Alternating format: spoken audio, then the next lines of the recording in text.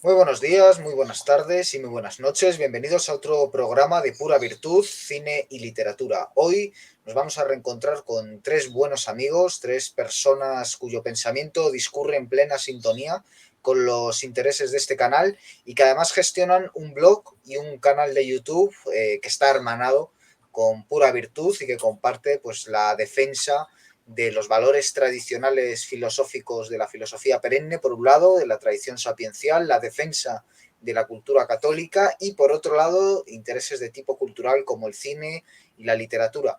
Ellos son Amisadaí, Memphis y Enrique, ya les conocen ustedes, responsables de la Asociación Cultural de Estudios Cinematográficos y Culturales. Si en su anterior intervención en este programa estuvieron hablando con nosotros de cómo refundir la crítica cinematográfica, hoy vamos a hablar de un tema más cultural, de ese otro interés que también está en su trabajo, su excelente trabajo, que es los temas, ya digo, culturales y más en concreto vamos a hablar de la teología. Quizás sea un tema polémico, un tema que a muchos les parece que está desfasado. Vamos a intentar demostrar que esto no es así, o más bien lo van a tratar de hacer ellos, que son los que entienden. Es un verdadero privilegio teneros a vosotros tres con nosotros hoy y sin más preámbulo, pues paso a saludaros y a lanzaros una primera pregunta, un poco sobre que nos expliquéis en qué consiste la teología y si está viva o no, para el que pueda pensar que, bueno, que vamos a hablar de cuestiones del siglo XII, pues para demostrarles que efectivamente vamos a hablar del siglo XII, pero también de cuestiones que están vivas, porque la teología está lejos de estar muerta. Por supuesto, muchas gracias, amigo. Muy contentos de estar colaborando una vez más con con el desarrollo de estas materias, por supuesto. Un saludo afectuoso a todos nuestros amigos que nos pudiesen ver en España, desde España y algunas otras partes. Saludos también a todas aquellas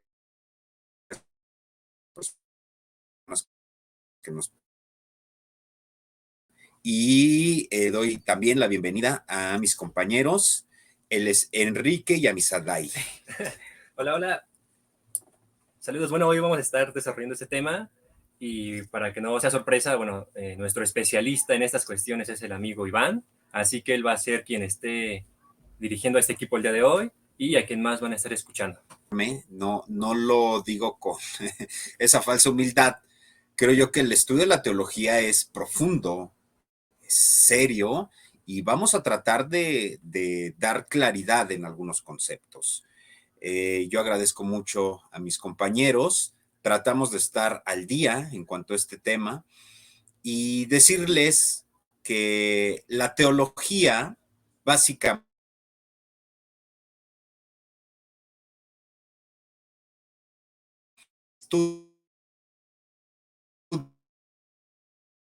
estudio acerca de las cosas divinas. Es un concepto que surge a partir de Platón. Es en Platón donde conocemos por vez primera este concepto. En la República, en República de Platón, se habla de teología. Su etimología, bueno, viene del griego, Deos, la divinidad, Dios, y logos, el tratado, la ciencia acerca de las cosas divinas. Básicamente, como hemos entendido la teología en la historia, es aquella disciplina, aquella ciencia que desarrolla el pensamiento acerca de las cosas trascendentes, acerca de Dios. Por supuesto que hay muchísimas ramas, se divide en ramas y también dependiendo del tipo de confesión, bueno, pues se va a desarrollar la teología a través de la historia. ¿Cómo va pasando el concepto de teología de la filosofía griega a la época patrística? Pues es un desarrollo muy interesante porque posteriormente quien retoma el concepto es Platón, perdón, Aristóteles. Y es en Aristóteles donde tiene un desarrollo fundamental en la metafísica. Ese famoso capítulo 12, es el libro 12 de la metafísica, donde Aristóteles habla del motor inmóvil, le lleva también a repensar la teología.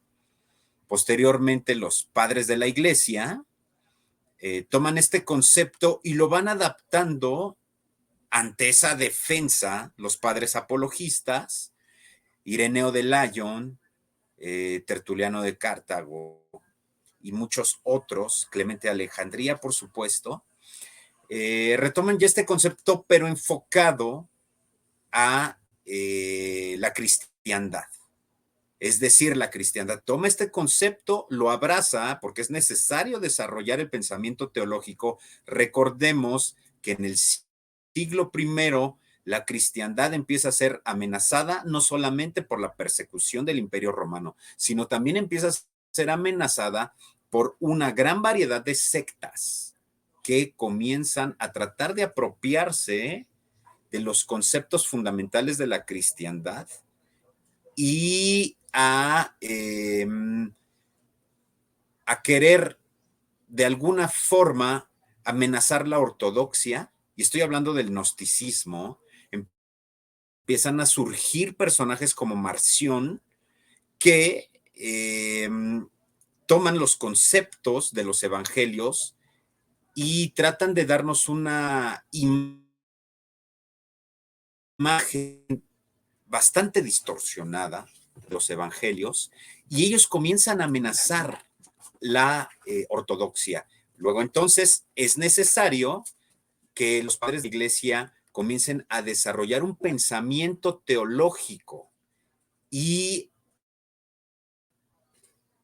hasta San Agustín de Hipona es quien desarrolla todo un aparato explicativo y un desarrollo que no comienza con él, sino ya lo empezamos a ver en otros padres de la iglesia, a conformar dentro del catolicismo dos escuelas: la escuela alejandrina, que tiene un pensamiento más especulativo, pero que trata de hacerle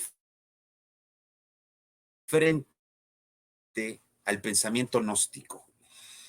En Ireneo de Lyon empezamos a ver ya este desarrollo de la teología, es decir, que podemos afirmar que el desarrollo teológico comienza ya en la cristiandad, precisamente para hacerle frente al gnosticismo. Y hasta nuestros días la teología, bueno, si sigue vigente o no, podríamos afirmar que no está vigente, porque ha sido reducida a un ámbito netamente como una especie de curiosidad, una curiosidad histórica. No está ya vigente la teología como lo pudo haber estado en la mal llamada Edad Media, pero podemos afirmar que, aunque haya sido reducida y que haya perdido vigencia, no deja de tener relevancia e importancia en muchos otros conceptos o ideas, tanto de la ciencia como del arte. Entonces, no está vigente, vemos una decadencia, pero no por ello deja de tener relevancia en el estudio de otras materias. Esto creo que lo vamos a ir clarificando mucho más adelante. Es muy, muy interesante este primer contacto, porque bueno, yo creo que una cosa que ha quedado clara, sobre todo con esas referencias a Platón y Aristóteles, es que realmente no existe una diferencia entre filosofía y teología, porque yo soy de la opinión de que si la filosofía carece de metafísica, pues no es filosofía. Al final la filosofía sin metafísica acaba enfangada en cuestiones pues como buena parte de la filosofía postmodernista, que habla del lenguaje pero que niega la existencia de la cosa, la existencia incluso de la realidad, la existencia de una sustancia previa en los objetos, es decir, que al final es una filosofía nihilista que se convierte en mera jerga, en mi opinión, pero que al negar que las cosas tengan una entidad metafísica, al negar que haya unos principios últimos, unos ideales, en mi opinión está destruyendo el pensamiento. Por lo tanto, yo creo que las grandes épocas de pensamiento, que eran las épocas de florecimiento de la teología, como acaba muy bien de demostrar en su exposición nuestro amigo Memphis, Iván. Son las grandes épocas donde la teología estaba desarrollada, ¿no? Y pienso, por ejemplo, en San Agustín, un pensador que cuando se vio en requerimiento de hablar, de desarrollar su filosofía, habló de una ciudad de Dios y de una ciudad de los hombres, donde, digamos, ahí estaba la política, estaba la moral, estaba la ética y, por supuesto, pues estaba la metafísica y estaba la teología en esa ciudad de Dios, ¿verdad? Amisadaí, Enrique, vosotros sois dos verdaderos monstruos de la literatura, del cine, dos expertos.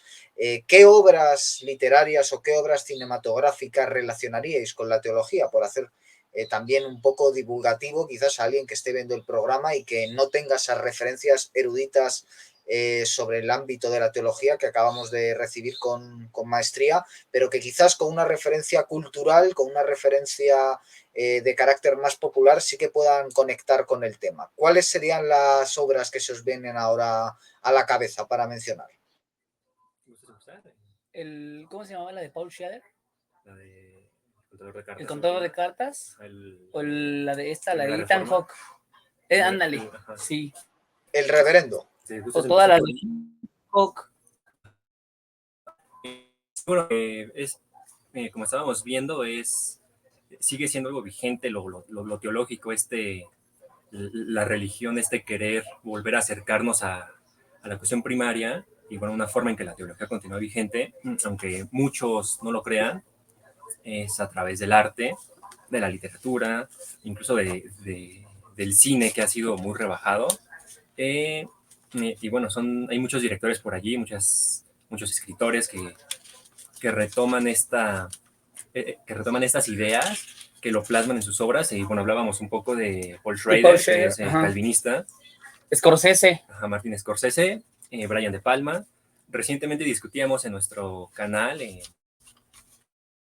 esta cuestión por ahí como una espinita de la película de Palma, la de Misión a Marte, que es toda una cuestión teológica que no se limita simplemente a, no sé, a una película de sacerdotes o de iglesias. Es toda una cuestión igual metafísica, como bien comentábamos, que está en unidad, está en sincronía con la ciencia. Es, como también lo menciona Fareta, es una cumbre que ha tocado el cine en cuestiones de religar al hombre con Dios, sin dejar de lado la ciencia, que bueno, es algo que hemos visto con el transcurso de los años, de los siglos, que se pretende separar. Y bueno, no, lo que se dejó es unificar. ¿No?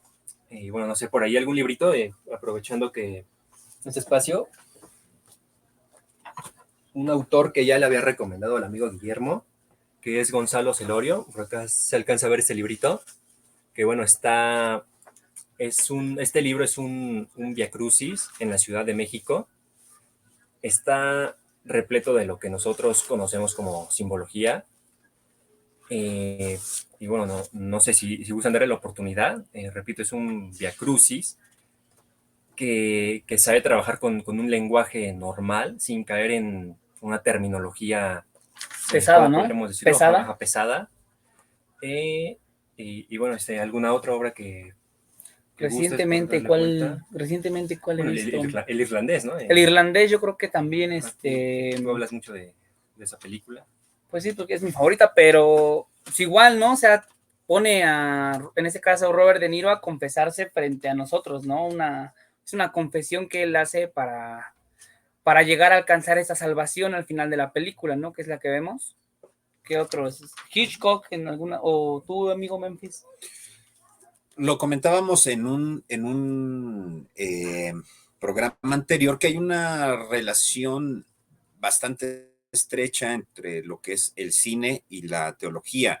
Tan es así que una de nuestras tesis y que hemos afirmado es que el cine es teología. ¿Por qué?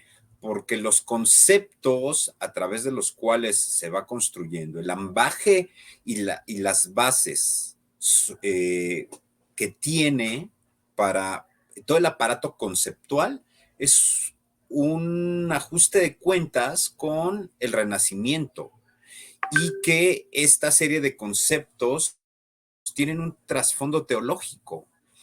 Por tanto, el cine, desde el poder de la imagen, tiene como fundamentos los conceptos teológicos, pero no nada más el cine, también lo tiene otras formas de arte y, por supuesto, la filosofía, la política y la economía. La economía misma, oikonomos, tiene resonancias fundamentales en muchos de los conceptos de Santo Tomás. Entender la modernidad, la postmodernidad, sin las aportaciones y el desarrollo filosófico de grandes filósofos de la Edad Media, como San Anselmo de Canterbury, como San Alberto Magno, Santo Tomás de Aquino, Guillermo de Ockham. Es decir, que es una mentira aquella afirmación de que la Edad Media fue una época de oscurantismo o donde no hubo un desarrollo del pensamiento. Esto es absolutamente falso. En esa época hubo esfuerzos verdaderos por desarrollar el conocimiento y una afirmación tal vez atrevida, pero la ciencia no hubiese surgido en Occidente si no es porque tiene como antecedente directo este desarrollo teológico. Y lo hemos visto en la historia. Ninguna civilización o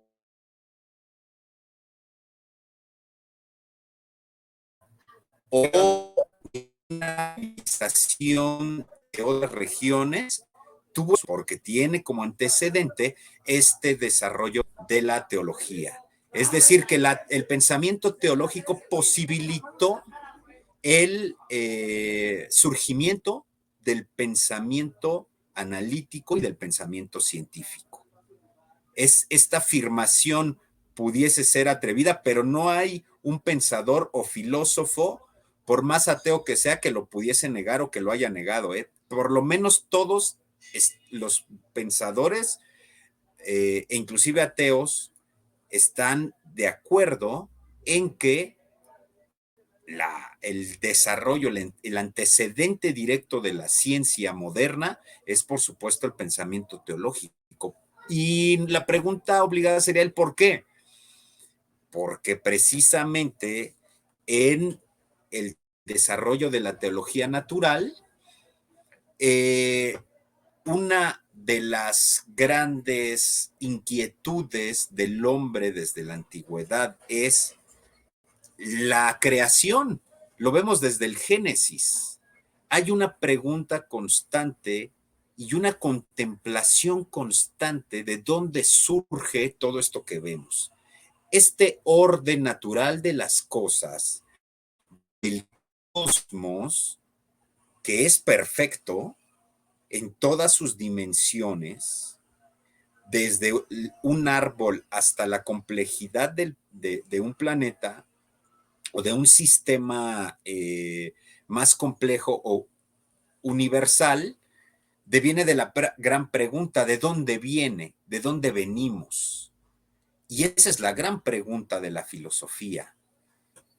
Y afortunadamente, en el siglo I, siglo II, hay una síntesis de dos cosmovisiones, que es la cosmovisión griega y la cosmovisión judeocristiana, que se encuentran en un punto de la historia, hacen síntesis, y esta síntesis posibilita la aparición y desarrollo de la ciencia que en Occidente hoy en día nos permite contemplar el universo y seguir con la pregunta: ¿de dónde viene?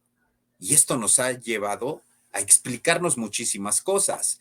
Y no es como en otras cosmovisiones, donde esta pregunta inclusive pudiese estar hasta prohibida. Entonces, es precisamente nuestra cosmovisión griega, dos pilares, la filosofía griega y el pensamiento cristiano. Occidente, actualidad, es la síntesis de estas dos grandes columnas y no podríamos explicar el desarrollo de la modernidad de la filosofía. Es más, otra afirmación tal vez atrevida, pero la hemos hecho, es que el ateísmo está fundado en categorías teístas. El ateísmo mismo de los pensamientos más posmodernistas está fundado, la filosofía existencial está fundada también en categorías teológicas. La gran pregunta del ser es algo con lo que ya estaba pensando San Agustín. Las confesiones son esa pregunta acerca del ser.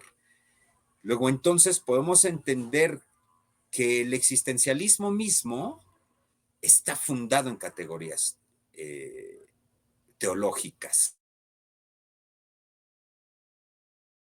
El mismo pensamiento antidios de Nietzsche está fundado en categorías teológicas. El pensamiento marxista está fundado en categorías teológicas. Marx, cuando escribe el Manifiesto Comunista y afirma que hay un fantasma que está recorriendo Europa, esa es una imagen apocalíptica. Esa es una imagen tomada perfectamente del Apocalipsis. Esta idea de la posthistoria, esta imagen marxista de un tránsito del capitalismo a el comunismo, a este fin de la historia, es una categoría claramente tomada del Apocalipsis. Es decir, podríamos afirmar que el marxismo es una forma de cristianismo. Es el marxismo deviene en una herejía cristiana. El pensamiento marxista, todos los conceptos teológicos del cristianismo, pero los seculariza. Por tanto, es una herejía. Y los desacraliza. Y los desacraliza. Es decir, el marxismo se parece muchísimo al gnosticismo.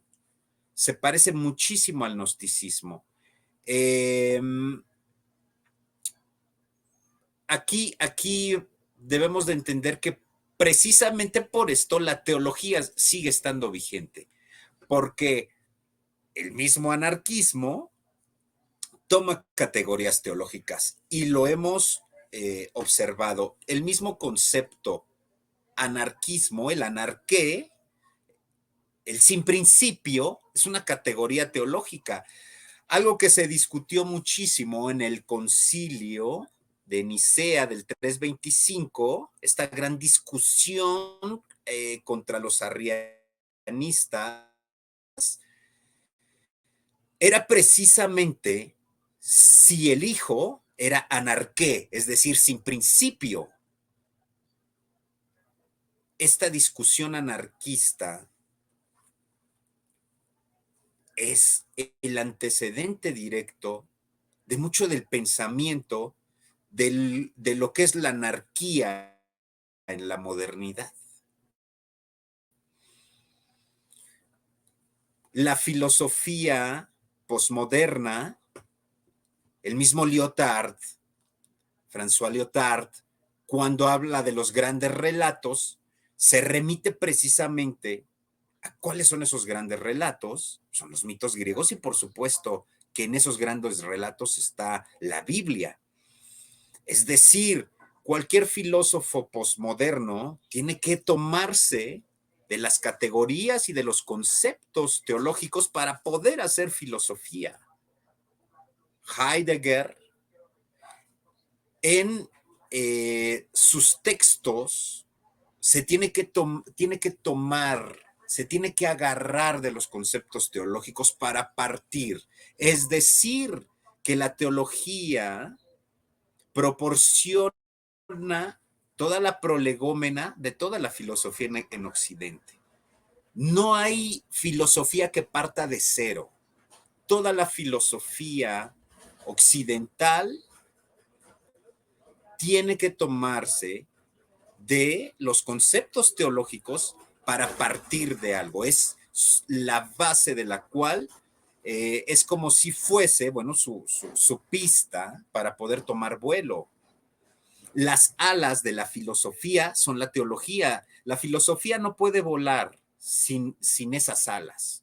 Por eso esta imagen preciosa de Santo Tomás de Aquino con las alas, el gran doctor angélico, tiene parte de cuáles son las alas de la filosofía. Son la metafísica y la teología, ¿no? Como bien lo comentó Guillermo, la filosofía no puede volar, no puede pensarse sin los conceptos teológicos. Y esto mismo lo sabía Platón, esto mismo lo sabía Aristóteles. Por eso es que uno de los aparatos fundamentales del texto aristotélico, del corpus aristotélico, es este libro 12 de la metafísica. El motor inmóvil es un concepto fundamental de la filosofía que sigue resonando hasta nuestros días.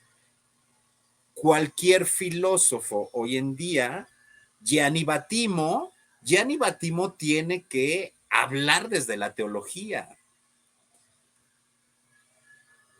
Los directores del cine tienen que tomarse de la mano de conceptos teológicos para desarrollar su cine.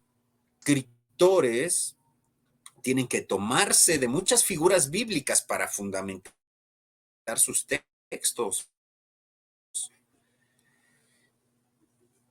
Luego entonces,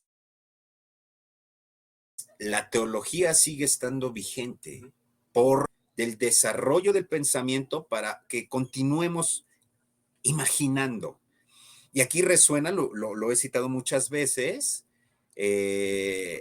a Borges, que habla de que para él la literatura fantástica más excepcional, pues es la teología, porque es bien cierto, inclusive la literatura fantástica, la ciencia ficción moderna deviene de muchos conceptos teológicos, porque también hay que decirlo, mucha de la teología altamente especulativa se ha surgido a partir de muchas ideas, por ejemplo, apocalípticas. Hay teólogos que en su imaginación han tratado de plasmar qué va a pasar en la parusia. Y estos temas los ha heredado la literatura fantástica. Ahí tenemos Narnia, ¿no? Por ejemplo. Narnia. Toda la saga de Narnia. El Señor de los Anillos, Star Wars, Dune. Ray Bradbury. Muchos de estos grandes escritores han tenido que utilizar este ambaje apocalíptico, distópico, para hacer sus historias. Es decir, el pensamiento teológico, alguno de ellos que ha caído en exceso, porque hay un exceso también de la teología que ha caído en estas ideas altamente especulativas de qué va a pasar en el apocalipsis, ha dado materia para muchísimas historias. Entonces la literatura fantástica también ha tomado como materia prima estas fundamentales imágenes apocalípticas para construir sus historias. La autoconciencia en la literatura surge precisamente por esta gran pregunta. lo que somos, de dónde venimos, la gran pregunta fundamental que también trata de explicar la filosofía y muchísimas otras formas de pensamiento, se tienen que tomar de la teología, se tienen que tomar en algún punto de la teología. Es imposible pensar sin esta base, sin esta estructura que está muy arraigada en el pensamiento occidental. Nuestro lenguaje diario, sin darnos cuenta, utiliza muchísimas categorías teológicas. Y la filosofía parece, en la modernidad, parece no darse cuenta también de esto. La filosofía kantiana está plagada de conceptos teológicos secularizados. Este dualismo, heredado de Platón, desarrollado posteriormente por San Agustín de Hipona, fue aprendido por la filosofía kantiana, y este dualismo en naturaleza, gracia, sigue estando presente en Kant. Tan es así que el mismo Nietzsche llegaba a decir que Kant seguía siendo escolástico. Por supuesto que la filosofía kantiana sigue siendo escolástica. Los mismos principios de la economía moderna, y lo platicábamos con Enrique, que es contador, la misma contabilidad, bueno, pues ¿quién escribe? Luca Pacioli, ¿no? Luca Pacioli. Los fundamentos de la contabilidad. Un monje de la Edad Media es quien proporciona los fundamentos de la contabilidad. Es decir, que la economía moderna está fundada también en categorías teológicas. No quiero entrar muy a fondo porque es un tema interminable, pero solo pensemos que la economía moderna está muy influida por la escolástica medieval. Estas ideas de el orden económico están fundadas en la categoría de la idea de la providencialidad. Cuando el apóstol Pablo habla de lo oikonomos, de la providencia de Dios y del orden del cosmos, a través del Padre, el Hijo y el Espíritu Santo, esto lo retoma la economía misma, la ciencia económica, para ver y observar la providencialidad del cosmos y cómo se va a repartir con esa frugalidad los recursos. Esta jerarquización angélica proporciona los fundamentos modernos de la administración y de la economía modernas. Es decir, esta idea de la jerarquización que conocemos todos los que somos, estudiamos administración o ciencias afines a la economía, sabemos que esta estructura, estas ideas de la organización están fundadas en categorías angélicas. El poder mismo es el poder mismo moderno, la política moderna, es liturgia. Estas categorías teológicas proporcionan también no solo el ambaje conceptual de la economía, también de la política. La política moderna está fundada en categorías teológicas. Esta circunstancia hoy en día nos obliga como pensadores a estudiar la teología para encontrar, no podemos mantener ajena la teología e inclusive hoy en día en la modernidad de estos temas siguen estando presentes. Bueno, me parece una exposición donde hay mucho que cortar, mucha tela que cortar. Os voy a preguntar a cada uno sobre una cuestión.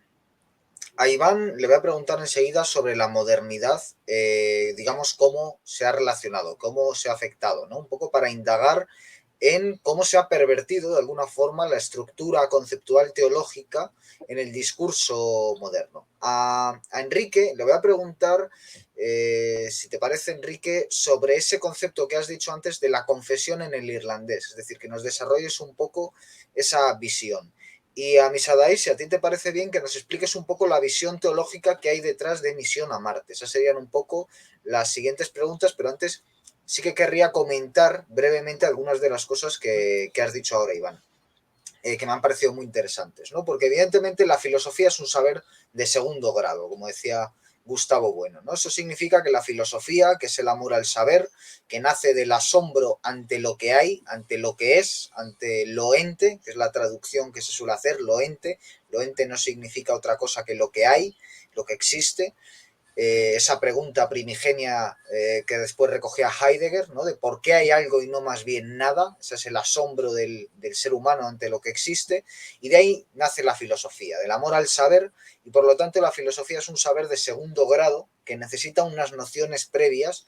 Es decir, si yo, por ejemplo, quiero hacer una antropología, lo primero que tengo que hacer es tener conocimientos sobre cómo es el hombre en su cultura, cómo es el hombre en su historia, cómo es el hombre en su biología. Eso me exige unos conocimientos previos. Podríamos decir que la disciplina sobre la que se funda la metafísica, que ya decía antes que es la que está más relacionada dentro de la filosofía con la teología, ¿no? De hecho, se decía que la filosofía es ancilla teología, ¿no? Que deriva de la teología, que es hija de la teología. La metafísica es, dentro de la filosofía, la disciplina que nace de la reflexión sobre el mito. Es decir, la metafísica, en definitiva, no es más que los comentarios que, por ejemplo, hace Aristóteles en su poética sobre la tragedia de Sófocles, porque ahí está la metafísica imbricada en la tragedia del hombre, ¿no? Luego también me ha gustado mucho una cosa que comentabas, has comentado de pasada, que son esos dos pilares de Occidente, ¿no? Atenas y Jerusalén, dos pilares que comparten una visión metafísica profundamente platónica, oriental en el caso de Jerusalén y occidental en el caso de Atenas, pero en ambos casos platónica, en el sentido de la creencia de que todo aquello que nos rodea, lo que vemos, lo que es, en el fondo deriva de una realidad ulterior, de una realidad metafísica, que es el mundo ideal, el mundo del que nosotros solo percibimos las sombras, y que, digamos, esa labor de reflexión de la filosofía consiste en desasirse de las sombras al percibir que detrás de ellas se encuentra el mundo ideal. Eso se encuentra presente tanto en el platonismo que imbrica la filosofía griega, como en el magisterio que finalmente se recoge tanto en el Antiguo Testamento en forma de mitos como en el Nuevo Testamento en forma de parábolas en boca de Jesús de Nazaret, recogido por sus discípulos directos. Luego me ha interesado mucho esa idea de la ideología y de la teología, ¿no? Yo tenía un profesor en la carrera, bastante zurdo en sus cuestiones políticas, que decía que todo en arte era ideología. Y evidentemente, pues servidor que había leído humildemente a Donoso Cortés, se dio cuenta, Claro. bueno, y le levantó la mano y le dijo que no era todo ideología, que lo que era todo era teología, que eso lo decía muy bien Donoso Cortés, y después lo recogió un gran lector de Donoso Cortés que tú has citado antes fuera de cámara, que es Carl Smith. Carl Smith, que tiene siempre en boca a Donoso Cortés, decía también, como recordabas antes fuera de cámara, pues que la política en el fondo pues es una teología desacralizada, que también has introducido brevemente esta idea en tu intervención. Y ya por ir terminando, pues me ha gustado mucho cuando has mencionado que las ideologías modernas, y además desgranándolas, yo añadiría el liberalismo, son gnósticas, ¿no? Eso me ha gustado mucho porque está en dos pensadores alemanes del siglo XX que lo vieron muy bien en su tiempo, ¿no? Hans Blumenberg, por un lado, y Hans Jonas, dos autores que en el caso de uno es un teólogo protestante y en el caso del otro pues es un filósofo discípulo de Nietzsche, podríamos decir, pero ambos se dan cuenta de que el gnosticismo, que eran esas sectas de las que has hablado también en tu primera intervención, esas sectas que creían que había una gnosis, un conocimiento oculto, estaba en manos del demiurgo, que había generado la creación era una especie de vómito del demiurgo, una creación imperfecta, nauseabunda, que coincide plenamente con esa visión existencialista que también has mencionado, del hombre moderno, ¿verdad? Que siente una náusea por su mundo, siente que nada tiene sentido, que todo está creado de forma deforme, que todo está mal hecho. Eso lo atribuían los gnósticos a un demiurgo. Y entonces había un conocimiento que estaba en manos de una minoría, que eran los gnósticos, que debían distribuirlo. Y esto coincide plenamente también con la idea de los intelectuales y con esa filosofía que le da la espalda, antimetafísica, que le da la espalda a la teología, que concibe también que de alguna forma hay un conocimiento que es el de los ilustrados y ellos son los que deben iluminar con la luz de la razón, con la luz de este conocimiento que ellos, que son muy inteligentes, tienen en sus manos, deben iluminar a las pobres clases que están en sus cultos y en sus cuestiones de ignorantes, ¿verdad? Esto es un pensamiento puramente gnóstico que imbrica todas las ideologías modernas. Entonces, bueno, quería hacer sencillamente estos comentarios y ahora sí, pues os voy a dar paso con esta idea a Enrique, que nos hable un poco de esa confesión en el irlandés, a Misadaí, que nos cuente un poco sobre Misión a Marte, y a Iván, pues que si quieres ahondar un poco en la modernidad, y también quisiera preguntarte sobre la etimología de religión, que es un término que ha salido antes y que suele ser, hay digamos una discusión en torno de si viene de releer, de relegere o de religare, de religar. Y antes ha salido esa concepción, ¿no?, de religar aquello que está roto, religar al hombre en su realidad mundana con lo santo, en su realidad divina. Ese sería el papel de la religión a través del culto, establecer esa religación, o también ese relegere, ese releer a los clásicos, releer los mitos, releer el pasado, para de alguna forma sentir que no estamos desgajados, que no estamos arrojados al mundo, como diría Heidegger, que era un nihilista, sino que hay una perfecta continuidad y que estamos aquí por una razón. Entonces, bueno, esas son las tres cuestiones sobre las que os quería preguntar a cada uno de vosotros. Empiezo, si quieren. Yo empiezo con el irlandés porque, bueno, lo comentábamos Iván y yo algún día, que la teología también es el simbolismo, ¿no? Que todo lo simbólico es teológico. Ya nos toman a nosotros rompiendo la cuarta pared, poniéndonos enfrente de Robert De Niro. Bueno, Frank Sheeran. Nosotros ya somos parte de la película en el instante que él nos habla de frente a nosotros. Y todo esto va conforme al proceso que tiene que ocurrir para que una persona le otorguen el perdón divino, que es lo que confirma el final de la película. Que de alguna manera Frank fue perdonado, pero ¿a qué costo? ¿No? Sí, hablabas, ¿no?, también de esta cuestión del principio y el final, de cómo empieza con un plano amplio. Ajá. Y termina con esa parte de ese camino, ¿no?, de la puerta, del camino es amplio y el camino de la salvación es estrecho. Claro que sí, así como también El Padrino 1, que empieza con un fade out, se ilumina todo y al final termina con la separación de la puerta y termina en pequeño, ¿no? Sí, es ese camino, ¿no? Como podemos ver que es una cuestión que está en el hombre, el camino sagrado, que bueno, el final del irlandés es un camino que termina estrecho, que es esa confesión de De Niro.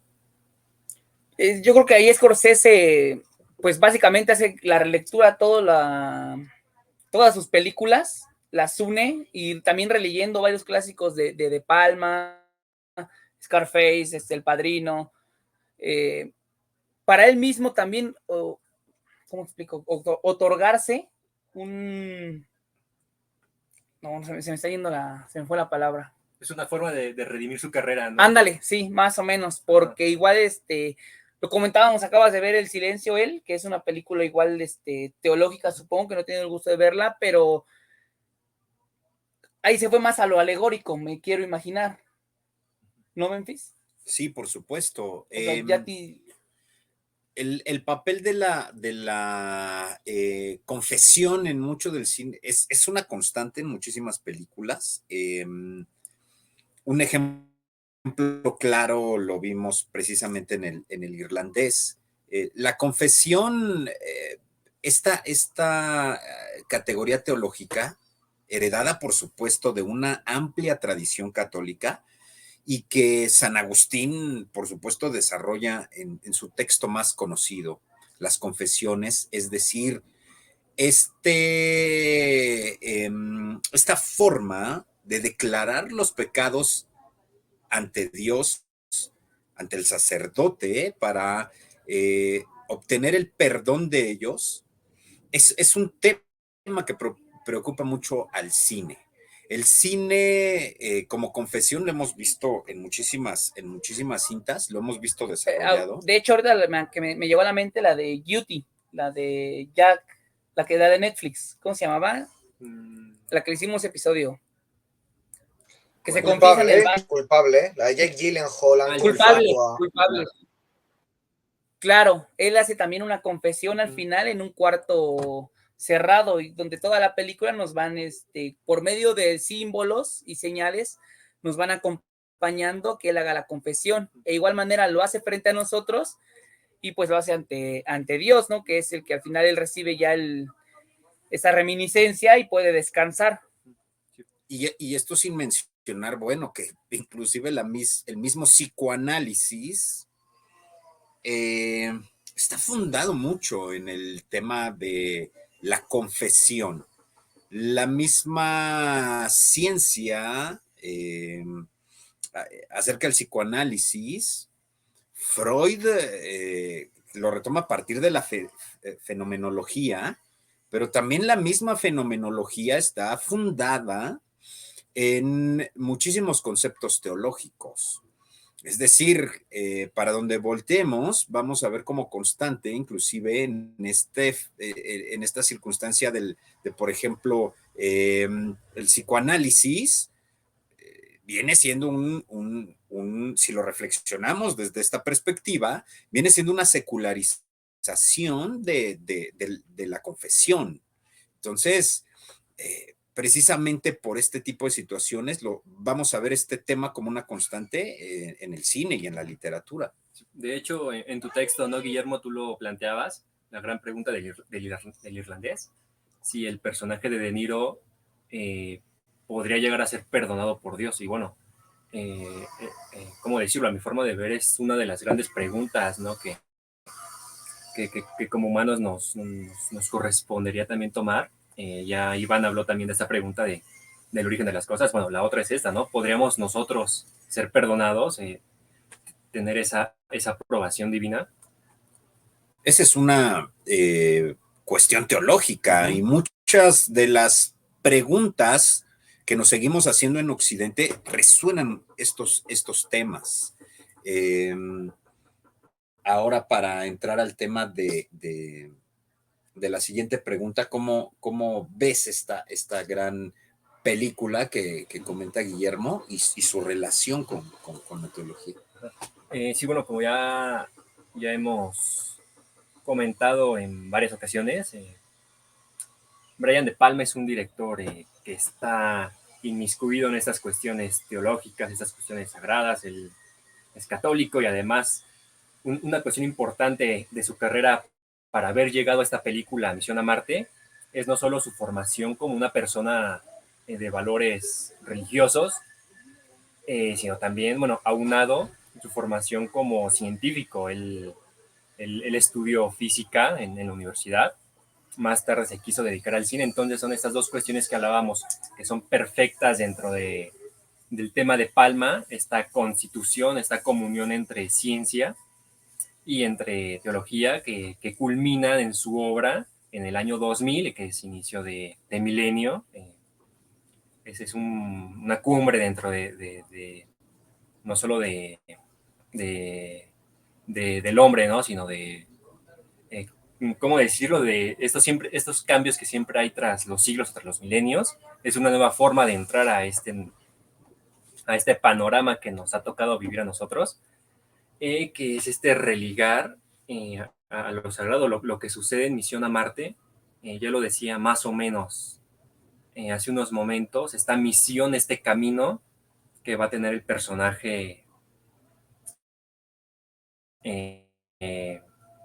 ¿Cuál es su nombre? Se llama John, ¿no? John, sí. Ajá, es una misión que tiene John de ir a a otro mundo, que es viajar a Marte, buscando cosas científicas, cosas un tanto apegadas a a, a esta idea. Y en esa búsqueda, en esa misión, en ese rescate, él termina encontrando la respuesta, que es lo que vemos en los últimos 15 minutos de la película, que es maravilloso en cuestión técnica, en cuestión simbólica, que se abre otra vez ese camino estrecho Sí, de hecho es un camino estrecho de también. esta cara que está en Marte, de esta formación, y se abre el camino y bueno, ahí podemos observar algo que yo no me canso de ver, estas transiciones con blanco, con negro, el mismo universo que es un holograma, y bueno, la gran respuesta es que es de dónde venimos. Allí lo que De Palma hace es ocupar, es valerse de esta opción extraterrestre, bueno, De Palma no está diciendo fuimos creados por extraterrestres, por reptilianos o lo que quieras llamar, sino que allí para llegar a nosotros como humanos, como especie, como creación, hubo algo, ¿no? Que es que esta raza alienígena plantó una semilla en el planeta Tierra para que era la vida. La respuesta es el ADN. En toda la película lo podemos ver con las hemanendas, que son la respuesta para abrir la puerta, el completar el ADN, el completarnos a nosotros mismos. Y bueno, este es un viaje que va al interior, al ADN, y que también tiene esta conexión vertical con lo más exterior, que es el espacio. Al final de la película, John vuelve a este origen, ¿no? Es su curiosidad. Él estaba, no sé si, ¿cómo lo podemos plantear? Destinado a llegar con su creador, que es a lo que estamos destinados, se podría decir, todos, ¿no? la humanidad. Y bueno, también es una película que funciona como respuesta a la obra de Kubrick, a 2001. Sí, ya lo vi. Decía, ¿no? Fareta, por eso él pone rock en la estación espacial y Kubrick pone así habló Zaratustra o... Ajá, sí, una cuestión musical. Entonces, bueno, es esa cuestión que en Kubrick está de una forma de reencontrarse con el creador, pero de una forma muy cuadrada, ¿no? Muy cuadrada, hace un énfasis muy de manipulación sobre el hombre.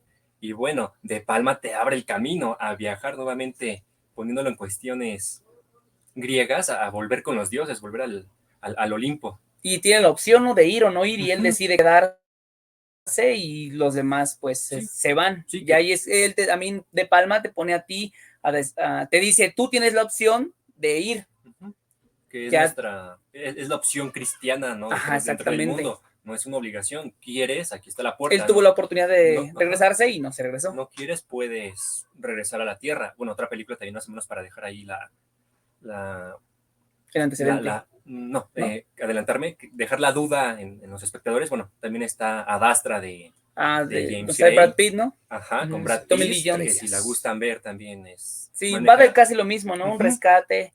Sí, es el volver al padre, el volver a la tierra, es igual una tragedia, que bueno, para no decirles más, véanla y hay que analizarlo, ¿no? Como siempre procuramos nosotros. Sí, por si gustas que entrar, además James Gray es un discípulo de Coppola, confeso, vamos, casi ha hecho de diálogo con Coppola, del homenaje a Coppola, un poco como De Palma con Hitchcock, ¿no? Digamos, una reinterpretación de Coppola en el caso de Gray. Y bueno, pasamos entonces, si os parece, a la cuestión final, digamos, sobre la teología en la modernidad. Todo tuyo, Iván. Por supuesto, muchos filósofos, pensadores a partir del siglo XX, siglo XXI, han llegado a afirmar que la modernidad está marcada por la secularización de muchísimos temas acerca de lo sagrado, de lo santo, de lo teológico. En lo particular, me gustaría afirmar que esta idea de secularización me causa, debo de confesar, cierto ruido. Y no nada más es este concepto, hay muchísimos otros con los que continuamente estoy batallando. Uno de ellos es precisamente este concepto tan reduccionista y absolutista de Edad Media. Son este tipo de conceptos que repetimos muy a diario, pero que me siguen causando cierto escozor, cierto ruido. Y uno de ellos es precisamente también este de secularización. Se sigue pensando hoy en día que la modernidad ha vivido un proceso de secularización, es decir, que ha dejado de ser sagrado, de tratarnos de explicar el mundo, el cosmos a través de lo sagrado, para explicarlo a través de conceptos netamente humanistas. Es decir, que la idea de secularización implica que hemos tomado la realidad pensada desde lo terrenal, desde lo humano, quitando de la ecuación a Dios y a lo sagrado. Esto es lo que quiere demostrar la idea de secularización. Lo que hemos reflexionado aquí, como una constante, es que este proceso de secularización, es decir, es imposible, porque el hombre es un ser incurablemente religioso. Ahora bien, tampoco con esto queremos hacer una absolutización y declarar que el hombre es un homo religionis. Tampoco queremos llegar a ese exceso, pero sí afirmar que el hombre es un ser incurablemente religioso. Por tanto, no podemos hablar de secularización, porque la secularización no se puede dar en un ente que continuamente se está preguntando de dónde viene y si hay algo más allá. Por tanto, lo que vive esta época posmoderna no es un proceso de secularización, porque como ya lo vimos, el proceso de secularización no se puede dar en un grupo de seres humanos que siempre tienen lo sagrado como un fundamento de su explicación del cosmos. De lo que me gustaría hablar y exponer es que esta era no está marcada por la secularización, sino más bien está marcada por la inversión, la perversión y la subversión de los conceptos de lo sagrado.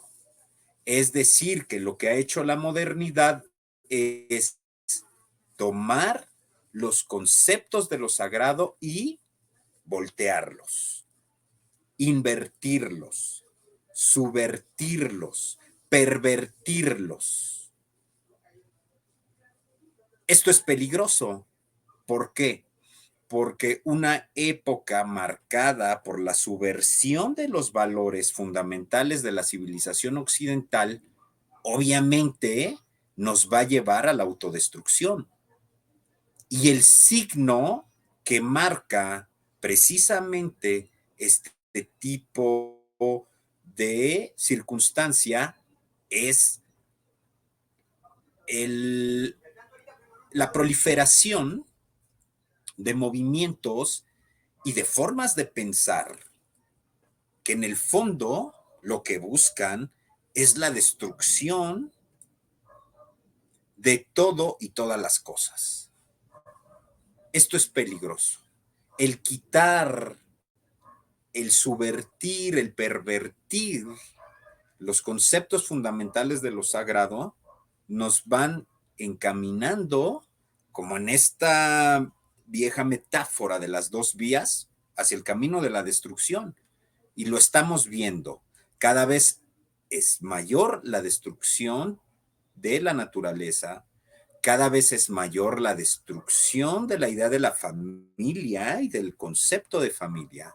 Cada vez es mayor la destrucción de el estado de bienestar y de la idea de progreso. Cada día es peor la destrucción del lenguaje.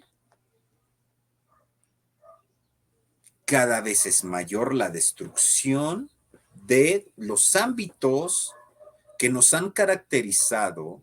Cada vez es mayor la destrucción del conocimiento. Y esto es debido precisamente a que no hay y no puede haber proceso de secularización. Lo que hay es una inversión, perversión y subversión de los conceptos de lo sagrado. Tremendamente peligroso. A partir de aquí, bueno, tenemos que entender que esto ya se venía anunciando desde hace muchos siglos, ya lo empezábamos a observar, este proceso de degeneración de los conceptos y del pensamiento, precisamente, por eso es importante ir hacia atrás, repensar la teología, saber de dónde venimos para continuar entendiendo el rumbo hacia adelante. La construcción del futuro de la humanidad en estos tiempos debe ser la síntesis de lo que fuimos y de lo que somos ahora. ¿Y cómo vamos a saber de dónde venimos si ignoramos la teología? Es un contrasentido. Hoy ignoramos la filosofía, que es una materia que está desapareciendo paulatinamente en todas las universidades del mundo hoy. Esto es peligroso. El no saber pensar, el no aprender a pensar lo que somos y de dónde venimos, es también un foco rojo que nos está llevando a la destrucción. La circunstancia, se mencionaba un gran autor, Donoso Cortés, que de hecho es uno de mis autores de cabecera, que precisamente enfrentó a los anarquistas franceses y que de alguna forma desnudó de forma muy inteligente los errores, puso al descubierto los errores del anarquismo en su época. Y los mismos anarquistas, Proudhon, sabía perfectamente y era consciente de que el anarquismo mismo era heredero.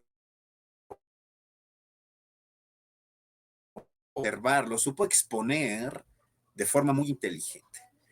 Esta labor, precisamente, debe ser la labor del pensador actual, buscar e identificar de dónde vienen estas ideologías, estos movimientos, y desnudar, ponerlos a la exposición para que veamos en toda su dimensión lo podrido y lo vomitivo de sus verdaderas intenciones. Aquí recobra relevancia una vez más la filosofía y la teología. No podemos abandonar. ¿Por qué? Porque siguen siendo las muletas con las que el cojo de la modernidad continúa tratando de encontrar rumbo en Occidente. La modernidad es un hombre cojo que está trastabillando continuamente. Deshacerse de esas muletas lo va a hacer caer. Indudablemente tenemos que continuar encontrando rumbo, pero lo vamos a hacer a través de estas muletas, que son la teología y la filosofía.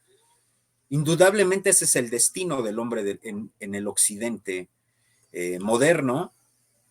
Y para concluir esta exposición, que por supuesto hay muchísimos temas que se quedan en el tintero, ¿de dónde viene la arqueología del término religión? Es un término muy interesante, como todas las palabras. Existe en la Summa Quiniana un tratado de la religio, en donde la religión entra según Santo Tomás de Aquino, entre las virtudes anexas a la justicia. Aquino comienza con un análisis somero del término y es Santo Tomás de Aquino quien da dos etimologías posibles. La primera, bueno, la recoge de Isidoro de Sevilla, y que a su vez Isidoro los retoma de Marco Tulio Cicerón, y una de ellas, bueno, proviene de relegere, y que se llama religioso, proveniente de religión, a quien repasa y relee lo que pertenece al culto divino. La segunda se va a tomar de San Agustín, que él la da de religar.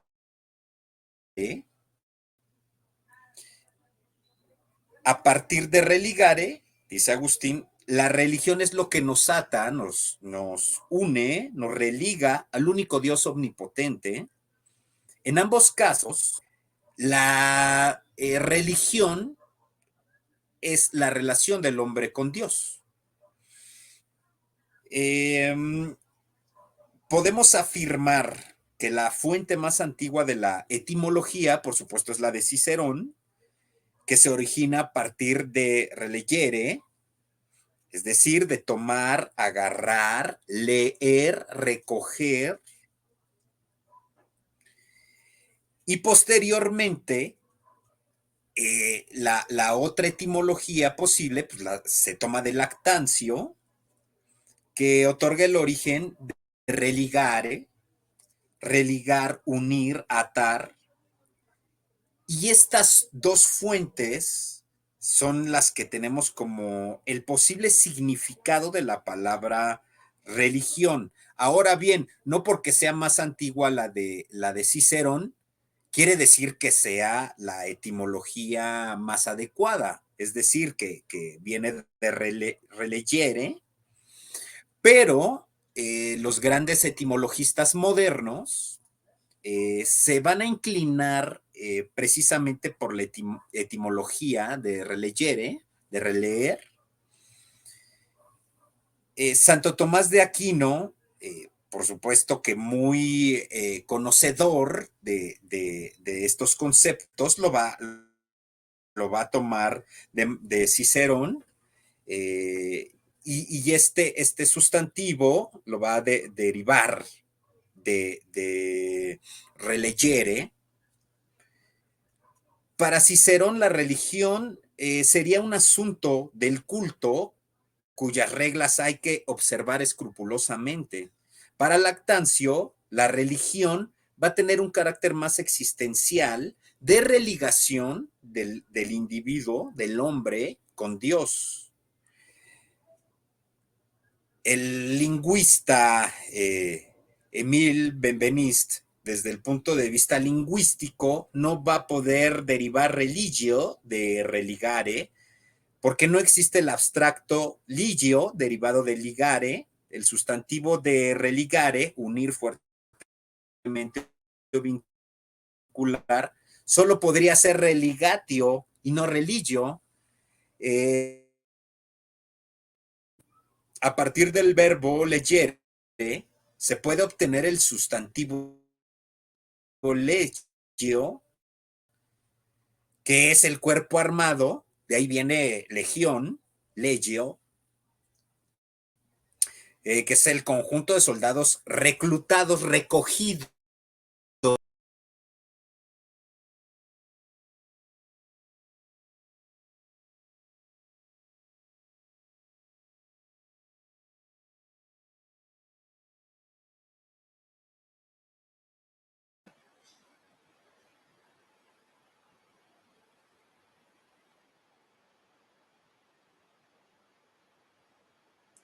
No sé si es solo cosa mía, pero a ver, ahí está. No, se había perdido la conexión, perdón.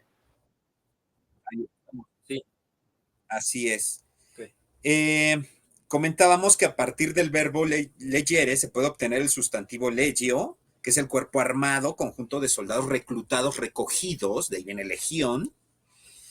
De los verbos de los que se podría derivar la palabra religio, serían religere, tener en cuenta, esto lo demuestra Agustín en sus retractaciones, religare, que es religar, atar fuertemente, relegere, que es leer atentamente, repasar escrupulosamente los textos sagrados, y así obtendríamos los sustantivos siguientes: relictio, de religere; religatio, de religare, que es la etimología propuesta por Lactancio; religio, de relegere, que es la etimología propuesta por Cicerón.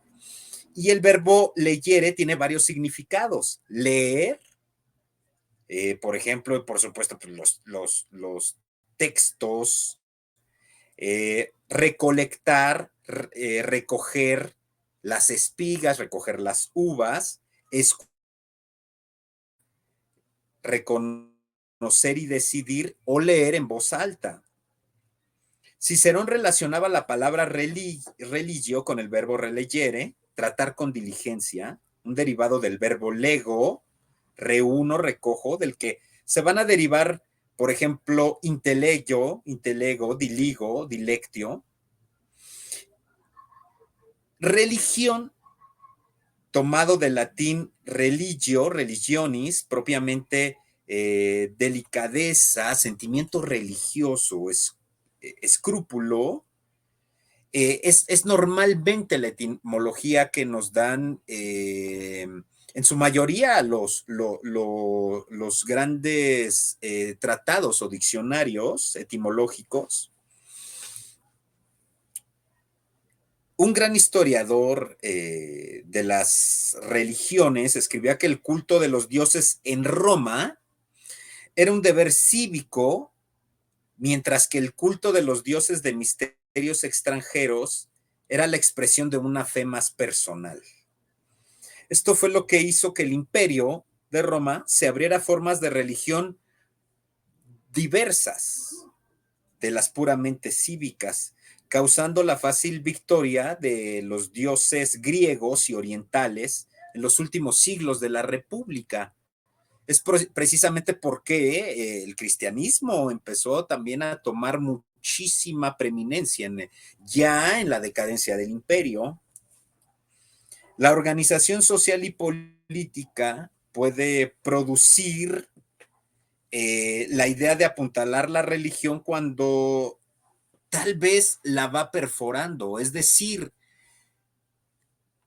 la religión en sus diversas formas, como la empezó a concebir el imperio de Roma, empezó a encontrar acomodo en muchísimas religiones orientales. Y esto explica el por qué el cristianismo también comenzó a introducirse. Tan es así que la palabra religión automáticamente hoy en día nos conecta con el cristianismo. Es decir, ya de sí la palabra religión hoy en día prácticamente se nos viene a la mente el cristianismo como la religión por excelencia. Y hemos olvidado, bueno, pues este concepto fundamental de religión como lo tenían en cuenta los pensadores latinos.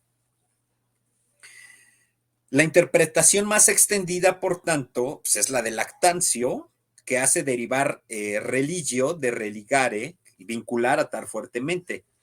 Sea como fuere, el problema de la etimología de la palabra religio, solo tiene un interés tal vez etimológico o histórico, pero no podemos negar que la interpretación tiene una importancia capital para entender la cesura entre lo sagrado y lo profano.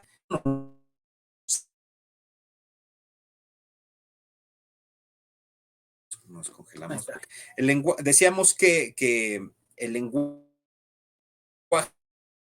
nos sujeta, pero también nos produce a George religio, y me apego yo a esta idea de Giorgio Agamben, que el término religio no va a derivar según una etimología tan insípida como inexacta de religare, lo que liga y une lo humano y lo divino, sino de relegere, que indica la actitud de atención y escrúpulo y de atención que debe imprimirse a las relaciones con los dioses.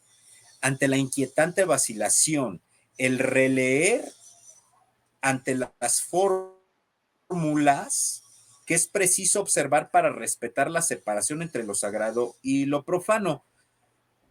Religio no es lo que une a los separados, distintos unos de otros. A la religión no se oponen, por tanto, la incredulidad y la indiferencia respecto de lo divino, sino la negligencia, es decir, esta actitud libre y distraída, desligada de la religio, de las normas, frente a las cosas y a su uso, a las formas de la separación y hacia su sentido. Profanar significa abrir la posibilidad de una forma especial de negligencia que ignora la separación o sobre todo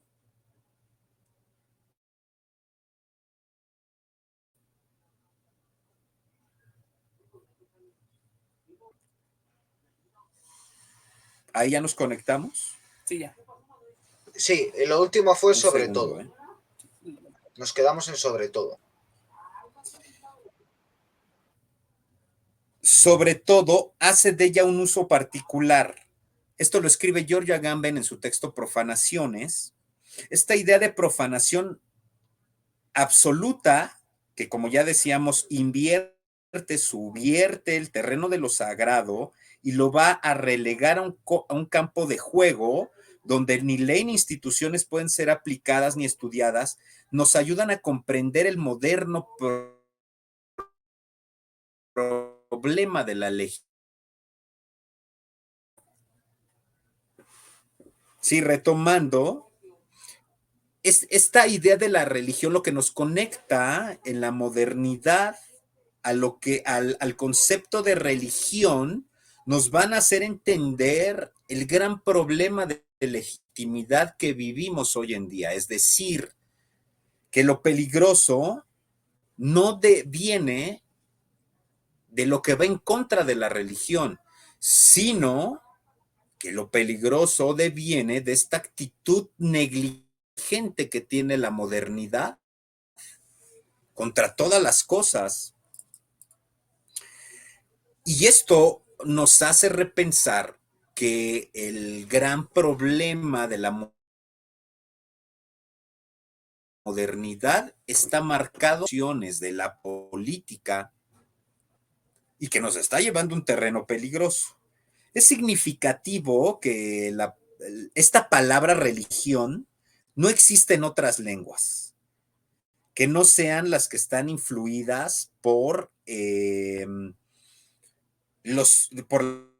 la cultura romana. Las otras lenguas no tienen una palabra cuyo significado abarque todo lo que en nuestro ámbito cultural queremos decir con la palabra religión.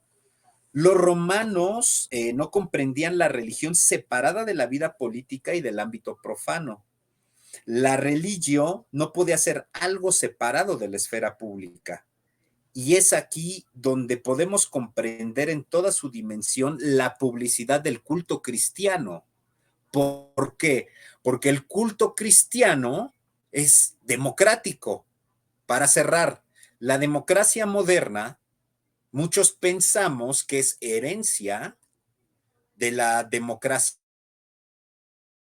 griega. Y esto es totalmente falso. La democracia moderna es un derivado de el pensamiento cristiano. ¿Por qué? Si nosotros atendemos los textos del apóstol Pablo, vamos a observar que ya no hay esclavo, ya no hay mujeres, ya no hay niños, porque en los procesos para elegir al obispo, al episcopos, quien elegía era la iglesia a través del voto. Mientras que la democracia, como se entiende, entre los griegos es que quien solo podía elegir eran los hombres, pero ahí no participaban mujeres, ni esclavos, ni niños, ni extranjeros, cosa que sí sucede en el ámbito de la iglesia. Por tanto, la democracia moderna es herencia de la iglesia, no es herencia de la filosofía griega. Ahí la dejo, hay mucho que pensar y que decidir. Esto que les acabo de exponer, bueno, está tomado de un texto que escribí ya hace algunos 2 años, denominado Arqueología de la Religio, pensando en Santo Tomás de Aquino, que es uno de mis autores favoritos, y que me hizo pensar y hacer una arqueología de este concepto de religión y que me permito exponer para que sepamos de dónde viene lo que decimos. Hay que tener cuidado con las palabras, hay que saber de dónde vienen, porque como lo dije, el lenguaje nos construye y también nos sujeta. Ahí es cuanto, amigo Guillermo, y no sé si hay otra pregunta, otro tema que podamos desarrollar. Pues yo creo que ha quedado una explicación excelente y con esto vamos a tener el programa cerrado. Bueno, antes de cerrar quisiera mencionar por supuesto a Ángel Fareta, que es el maestro que tenemos común, ¿verdad?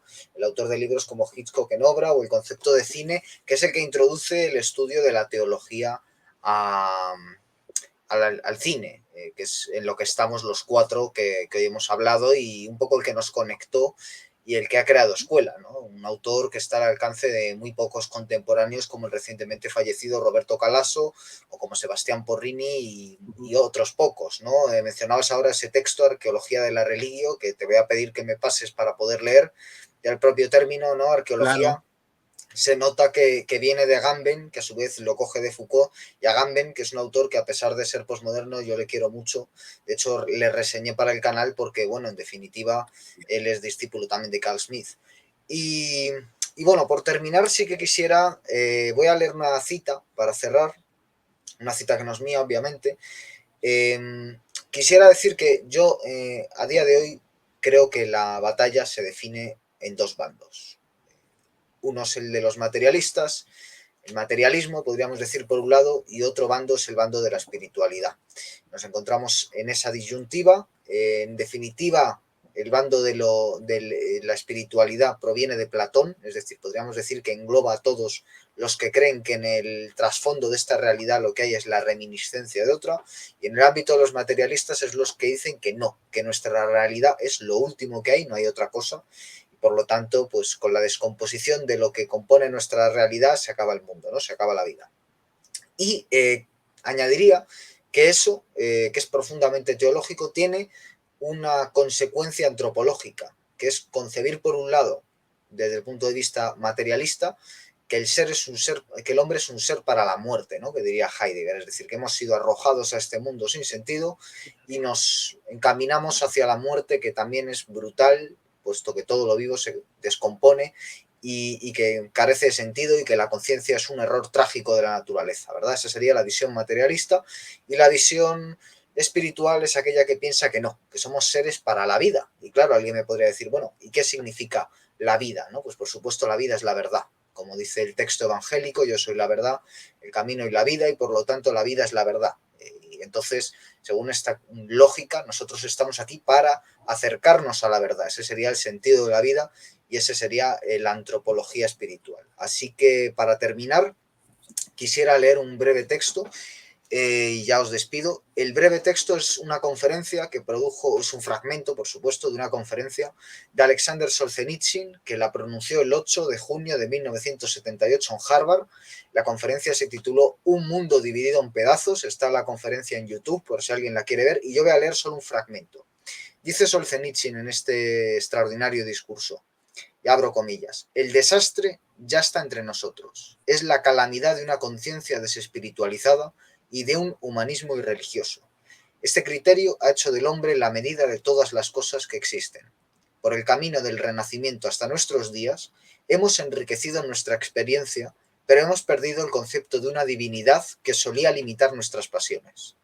Hemos puesto demasiadas esperanzas en la política y en las reformas sociales, solo para descubrir que terminamos despojados de nuestra posesión más preciada, nuestra vida espiritual, que está siendo pisoteada por la jauría partidaria en el este, el denominado comunismo, y por la jauría comercial en Occidente, el denominado libre mercado.